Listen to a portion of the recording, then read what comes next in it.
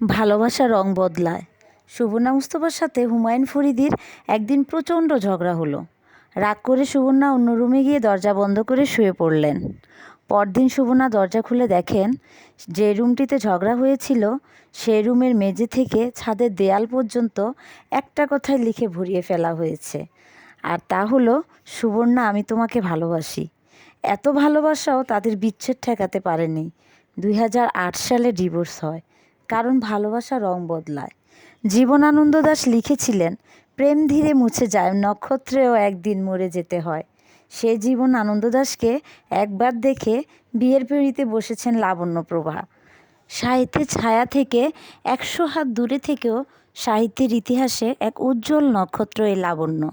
সেও একটা সময় বুঝতে পারে তার স্বাধীনতা হারিয়ে যাচ্ছে, মুক্তির জন্য ছটফট করতে থাকে। দুর্বিষহ হয়ে ওঠে তাদের জীবন। আসলে প্রেম ধীরে মুছে যায়। গুলতেকিন নামে ক্লাস 10-এর সেই কিশোরী হুমায়ুনের প্রেমে অন্ধ হয়ে তাকে বিয়ে করে ফেলে। কিন্তু বিয়ের পর জানতে পারে লেখক হুমায়ুন মানুষ হিসেবে খুবই সাধারণ। বাস্তব জীবনে সে চাঁদের দিকে হা করে তাকিয়ে থাকে না, কবিতা ওড়ায় না, তার মধ্যে অসাধারণ কিছুই নেই। 8-10টা মানুষের মতনই সে খুব সাধারণ, স্বপ্নভঙ্গের মতো ব্যাপার। তখন গুলতেকিন বলতে থাকে, তোমার শুধু লেখাই ভালো, অন্য কিছু না। আসলে ভালোবাসা রং বদলায়। নন্দিতা রায়ের বেলা শেষে সিনেমার এই কঠিন সত্যটি অতি সহজভাবে তুলে ধরা হয়েছে। হাতের উপর হাত রাখা খুব সহজ, কিন্তু সে হাত সারা জীবন বয়ে বেড়ানো খুব একটা সহজ নয়। সহজ নয় তার কারণ ওই একটাই, ভালোবাসা রং বদলায়।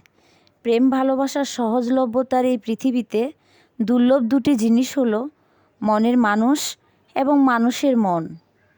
এই দুটোর উপর বিশ্বাস থাকা ভালো এবং উচিতও বটে, তবে শুধুমাত্র নিজের মাঝে।